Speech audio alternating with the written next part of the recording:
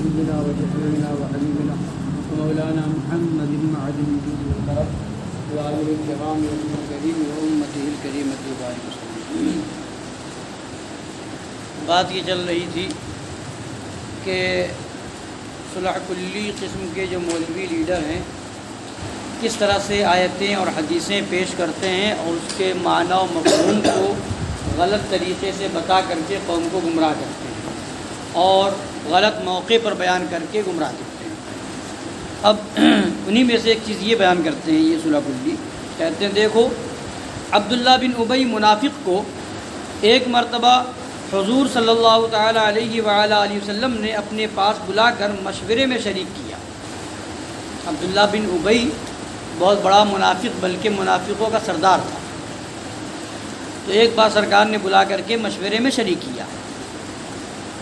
یہ کیا اپنی مجلس کا منافق کو رکن اس کو ایسا معزز بنانا نہیں کہ عام صحابہ بھی ان مشوروں میں شریک نہ ہو سکتے تھے، لہٰذا جس مجلس میں بد مذہب لوگ بھی رکن ہوں اس میں اہل سنت کا شریک ہونا حضور کا اتباع ہے. اس پر اعتراض کرنا کوتاہ نظری اور نفس کی پیروی نہیں تو اور کیا ہے. یہ صلح کلی قسم کے کہ ہم نے اگر وہابیوں دیوبندیوں کو سیاسی معاملے میں شریک کر لیا مشورہ کرنے کے لیے تو اس میں کیا غلط کیا، یہ کہتے ہیں معاذ اللہ اس طرح کے لوگ کہ سرکار نے بھی تو عبداللہ بن ابی جو منافق تھا اس کو مشورے میں شامل کیا، اس کا رکن بنایا اور بہت سے صحابہ کرام کو شامل نہیں کیا. تو کہتے ہیں یہ تو صحابہ حضور کی پیروی ہے معاذ اللہ. اور کیا کہتے ہیں کہ یہی سردار منافقین عبداللہ بن ابی ایک غزوے میں ماں اپنی جماعت کے چلا اور حضور نے منع نہیں فرمایا کہ ہم مشرکین سے لڑنے کے لیے مشرکین سے مدد نہیں چاہتے. یعنی وہ ساتھ میں چلا اپنے لشکر کو اپنے ساتھ میں اپنے اور منافقین کو لے کر کے، تو حضور نے اس کو جو ہے نہیں روکا کہ تم مت آؤ ہمارے ساتھ جہاد میں غزوے میں. اب اس کا جواب سنیے. جب عبداللہ بن ابی منافق اپنے آپ کو مسلمان اور رسول اللہ صلی اللہ تعالیٰ علیہ وآلہ وسلم و صحابہ کرام رضی اللہ تعالیٰ عنہم کا دوست ظاہر کرتا تھا، پھر اگر بقصد تالیف اس کو شریک مشورہ کر لیا گیا تو صلح کلی حضرات اس پر کیا خوشی کر سکتے ہیں؟ اس وقت وہ اپنے آپ کو مسلمان ظاہر کرتا تھا، سرکار کا وفادار بنتا تھا، صحابہ کرام کا دوست بنتا تھا، اور تالیف قلب کے لیے، تالیف قلب کا مطلب یہ ہے کہ اس کو جب ایک درجہ دیں گے بلائیں گے تو اہمیت دیں گے بظاہر، تو ہو سکتا ہے وہ اپنی منافقت ختم کر دے اور صحیح معنوں میں مسلمان بن جائے. تالیف قلوب کے لیے اگر بلا لیا تو کیا اس پر صلح کلی خوش ہوتے ہیں؟ اب آگے سنیے. اور وہ بھی ایسے وقت میں جب تک ممانعت نہ تھی، اس وقت تک منافقین کو اپنی مجلس میں شامل کرنے کی ممانعت نہیں آئی تھی، منافقین کو بھگانے کی ممانعت نہیں آئی تھی، منافقین سے الگ ہونے کی ممانعت الگ ہونے کی حکم نہیں آیا تھا. تو یہ اس وقت کی بات ہے جب ان کو شامل کرنے کی ممانعت نہیں تھی. اچھا، معاذ اللہ الحاد و ضلالت کو حضور اقدس صلی اللہ علیہ وسلم کا اتباع اور اس کے ابطال کو کوتاہ نظری اور نفس کی پیروی بتانا کیسی کھلی ہوئی نیچریت و ضلالت ہے. یہ تو اس وقت کی بات تھی، سرکار نے شامل کیا تھا جب منافقین سے الگ ہونے کا حکم نہیں ہوا تھا، ممانعت نہیں آئی تھی. تو اس وقت کی بات کو اب دلیل بنانا سوائے گمراہیت کے نہیں تو اور کیا ہے. بعد میں جب ممانعت آ گئی منافقین کے بارے میں، پھر سرکار نے شامل کیا ہو یا صحابہ نے شامل کیا تو بتاؤ. یہ اس وقت کی بات جو حکم منسوخ ہو گیا اور جس کے بارے میں روک دیا گیا، اب اس کو دلیل لانا سوائے اپنی جہالت کے اور لوگوں کو گمراہ کرنے کے اور کیا ہے.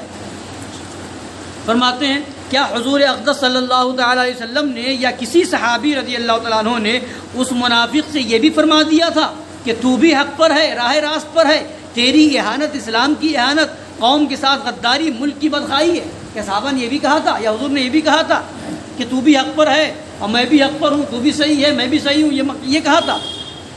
کیا معاذ اللہ اس مجلس مشاورت میں بھی اس نے خلاف شریعت مطہرہ کوئی کلمہ بکا تھا جس پر خاموشی اختیار کی گئی تھی؟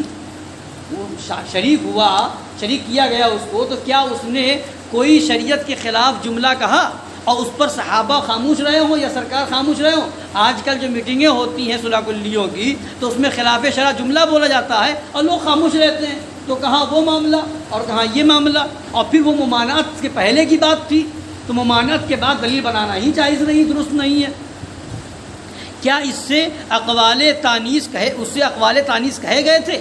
کیا اس سے افعال تعظیم برتے گئے تھے؟ ولا حول ولا قوت الا باللہ العلی العظیم ونعوذ باللہ من الشیطان الرجیم۔ پھر منافقین کو دربار حضور سید المرسلین صلی اللہ تعالی علیہ وآلہ وسلم کا رکن اور ایسا مخصوص بتانا کہ صحابہ بھی اس سے محروم ہوں، اور دربار رسالت میں ان کو معزز ٹھہرانا کسی جاہل بلکہ اجہل مسلمان کا بھی کام نہیں۔ اس کو معزز بتانا منافق کو اور صحابہ کو اس سے محروم بتانا کسی جاہل سے جاہل مسلمان کا کام نہیں ہو سکتا۔ افسوس جب ایسے خیالات والے صلح کلی حضرات واعظین قوم کی کشتی کے ناخدا بنے، صلح کلی حضرات واعظین قوم کی کشتی کے ناخدا بنے، پھر بیچ مجدھار میں غرق نہ ہونے کی کیا وجہ ہے؟ جب ایسی اوندھی مت والے قوم کے ہادی ٹھہریں پھر خلقت کیوں گمراہ نہ ہو؟ خیر اس قدر اور بھی سن لیجئے کہ ان کمیٹیوں کانفرنسوں میں سے کسی کانفرنس کے اراکین اگر ظاہر ہی میں یہ اقرار کر لیں کہ ہم سے غلطیاں ہوئی تھیں، ہم اب توبہ کرتے ہیں، اور روافظ و خوارج و وہابیہ، نیاچرہ، مسلم لیگیہ، خاکساریہ، احراریہ، چکرالویہ، قادیانیہ وغیرہم مبتدعین و مرتدین جو اس کمیٹی کانفرنس میں شرکت و رکنیت رکھتے ہیں، سب کے سب کہہ دیں کہ اب ہم تائب ہو کر سنی مسلمان ہوتے ہیں، تو پھر جب تک اس اقرار کا منافی کوئی قول و فعل ان سے ظاہر نہ ہوگا، ہم بھی خاص اس کمیٹی، اس کانفرنس کی شرکت و رکنیت و امداد و اعانت پر اعتراض نہ کریں گے۔ یعنی وہاں تو ممانعت سے پہلے کا حکم تھا، جو شامل کیا تھا عبداللہ بن ابی کو، تو وہ اس وقت تک ممانعت والی آیت نازل نہیں ہوئی تھی، یہاں تک کہ عبداللہ بن ابی کی نماز جنازہ پڑھی سرکار نے۔ اس وقت تک نماز جنازہ منافقین کے نماز جنازہ کی ممانعت نہیں آئی تھی۔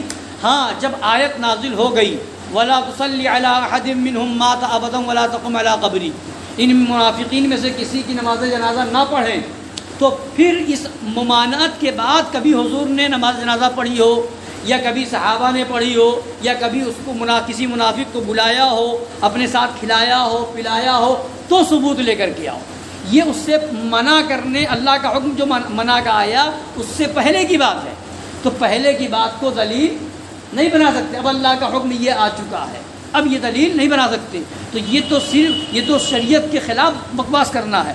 وہی فرماتے ہیں کہ اب تم جن لوگوں کو شامل کرتے ہو اپنی کمیٹیوں میں، تنظیموں میں، وہابی، دیوبندی، بہت سی ایسی کمیٹیاں بنتی ہیں، ہے نا، تو اب ایسے میں اگر وہ سب توبہ کر لیں اور کہیں ہم سنی مسلمان ہیں، اور اس توبہ کے بعد سنی مسلمان ہونے کے بعد پھر کوئی خلاف شرع، خلاف ایمان، خلاف سنیت کوئی فعل صادر نہ ہو، تو ہم بھی رد نہیں کریں گے۔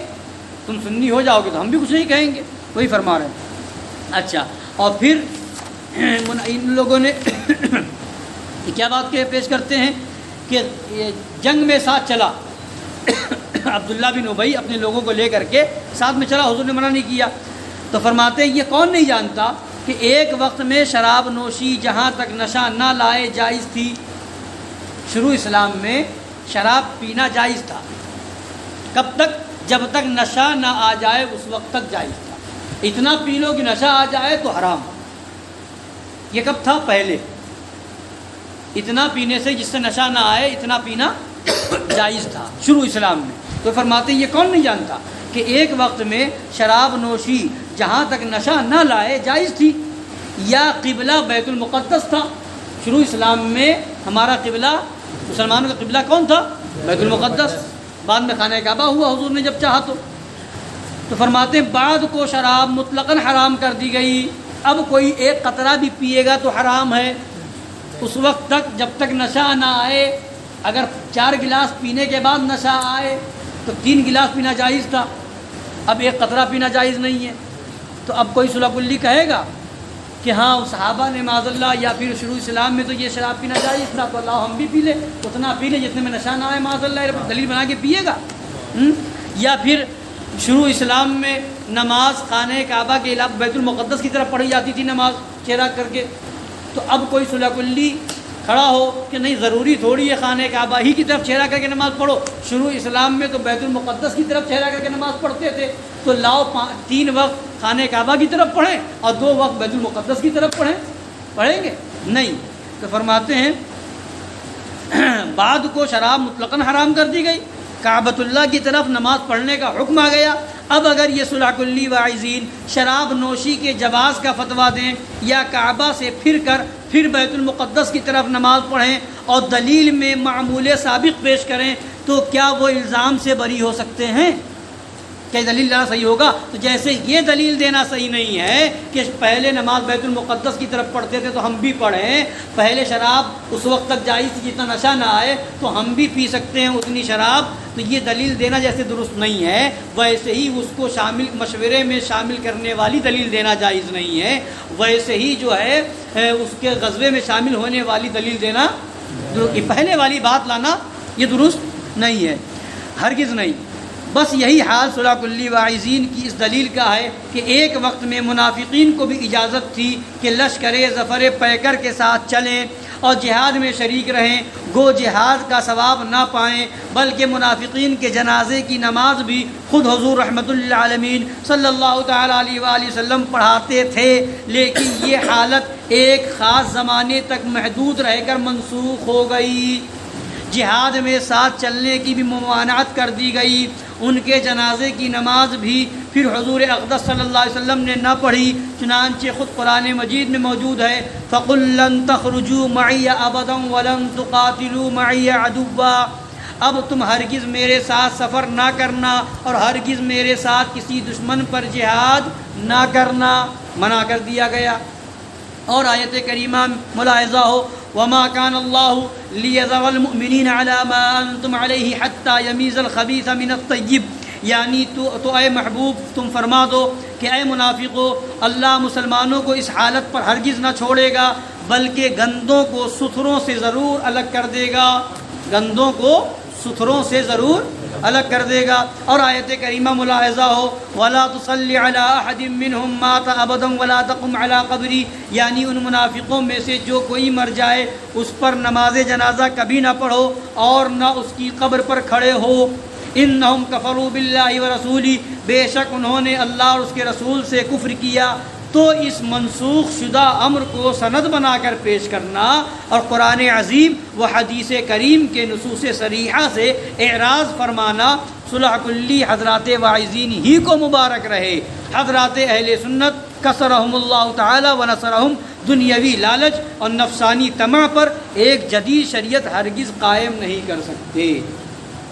یہ سب کرنا تو ایک نئی شریعت قائم کرنا ہے کہ پہلے والی دلیلیں لے کر کے آؤ. تو پھر بہت سی چیزیں ہیں شروع اسلام میں جائز تھیں اب ناجائز ہیں، تو اب اس طرح سے اگر کرنے جاؤ وہ دلیلیں لینے آؤ تو پھر معاذ اللہ ایک نئی شریعت گڑ جائے گی.